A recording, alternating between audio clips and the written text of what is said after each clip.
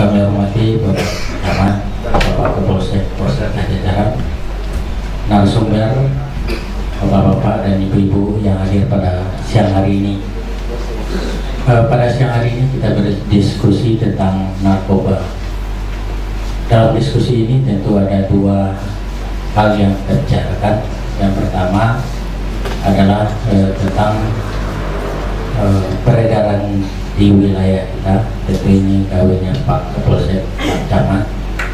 Kalau kami dari rumah sakit lebih fokus nantinya bagaimana di hilirnya nanti, karena kita menyadari dengan masuknya narkoba di Dumai, masyarakat kita, remaja kita, ada yang pertamanya secara coba-coba kemudian telah menjadi ketergantungan karena pemakaian narkoba, seperti contoh sabu-sabu. Dengan beberapa kali pemakaian telah menimbulkan suatu ketergantungan. Apabila langsung diputus, itu akan menimbulkan suatu gejala-gejala ketergantungan namanya. Inilah salah satu penyebab narkoba ini bisa hidup, karena ketika telah bersentuhan dengan narkoba, seseorang menjadi ketergantungan. Bagaimana ketergantungan itu Pak Dokter? Kan Bapak bertanya begitu, kan bisa aja tak usah pakai narkoba, kita bilang. Saya menanya sama Bapak, hari ini Bapak merokok, saya suruh merokok, berhenti merokok untuk hari ini, satu hari ini susah. Bertemu dengan kawan di depannya merokok, langsung merokok lagi, walaupun ketika itu sakit jantung, walaupun akan mati.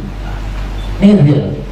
Dan narkoba itu 100 kali merokok candunya. Ini penyakitnya itu. Makanya kalau kita bilang ada anak-anak kita telah terjerumus ke narkoba, memakai sabu sampai 10 kali memakai sabu, pasti telah terjadi suatu ketergantungan. Sama dengan kita laki-laki ini, ketika telah merokok, disuruh berhenti merokok, disuruh oleh istri, bang berhentilah merokok bang, tak bisa, walaupun duit tak ada tetap beli rokok. Itulah namanya candu.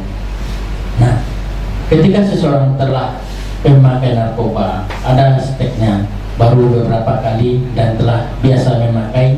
Nah, ketika dihentikan total langsung berhenti, menimbulkan suatu efek-efek pada tubuhnya.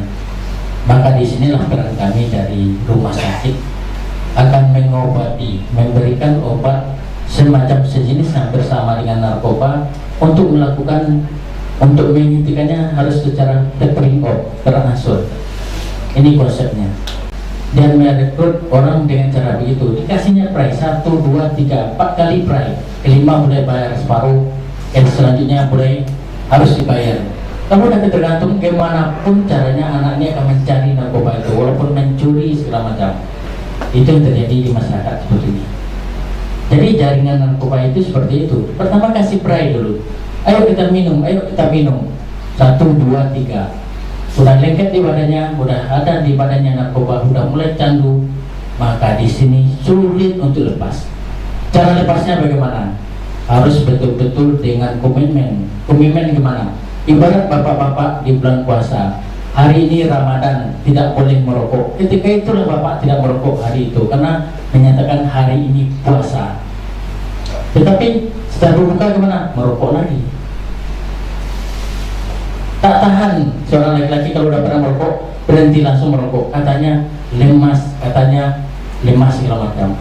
Maka untuk itu hari ini saya datangkan juga Dr. Iqbal, spesialis jiwa. Spesialis jiwa di Provinsi Riau ini, kalau di provinsi ada 4 orang, di kabupaten kota yang lain tidak ada. Baru kemarin ini datang ke Dumai dan kita kontrak khusus untuk di Dumai. Mudah-mudahan beliau betah ya. Beliau dari Jakarta, baru 1 bulan ini di sini. Memang salah satu target kita adalah mendatangkan dokter spesialis jiwa ini adalah bagaimana ke depan keluarga kita, saudara kita yang kebetulan telah terpapar dengan narkoba, bagaimana mengobatinya. bagaimana mengembalikan dia ke orang normal lagi. Inilah target kita. Maka kita bersama-sama berdiskusi seperti yang disampaikan oleh Bapak tadi, bagaimana caranya Pak Saiful. Nah, ini yang kita bicarakan nanti bersama-sama. Kalau ada keluarga kita yang tahu dia telah terpapar dengan narkoba, tidak bisa ibu aja menyatakan, nah hari ini tidak usah narkoba lagi, bersujud pun tak akan terselesaikan. Caranya apa? Diobati, karena orang pecandu narkoba adalah orang sakit. Nah, orang pecandu narkoba adalah orang sakit. Obatnya gimana? Dirawat oleh dokter spesialis jiwa, dikembalikan lagi dia kepada normal dengan cara pengobatan sehingga dia bebas bekas-bekas narkobanya itu di tubuhnya, sehingga hilanglah candu dia itu. Begitulah kira-kira tindakan yang kita lakukan. Itu namanya seperti yang dibilang oleh Bu Cynthia, rehabilitasi. Banyak saudara-saudara kita yang telah terkontaminasi dan telah melekat candunya itu dengan narkoba. Kalau ini pengalaman kami dari pasien-pasien yang ada, itu masih bisa berhenti ini selesai. Tapi kalau sabu sangat susah. Bahkan udah di penjara pun dia akan mencari sabu lagi. Jadi kami simpulkan penjara bukan obat bagi pencandu. Obat bagi pencandu adalah kita rehab dia sebaik mungkin. Mungkin sebagai pengantar kami di sini di diskusi ini, kita nanti akan berbicara lebih luas lagi bagaimana cara-caranya. Dan kami informasikan juga RSUD Dumai bulan Februari kemarin dikeluarkan oleh SK Kementerian Kesehatan sebagai salah satu rumah sakit instansi pemerintah wajib lapor. Artinya apa? Kalau telah ada SK dari pemerintah, pencandu narkoba yang melapor ke RSUD Kota Dumai dibebaskan dari faktor hukum, karena kami telah mempunyai kewenangan untuk itu, dan kami berkewenangan untuk merawat orang itu kembali ke jalan yang normal. Ini pengantarnya.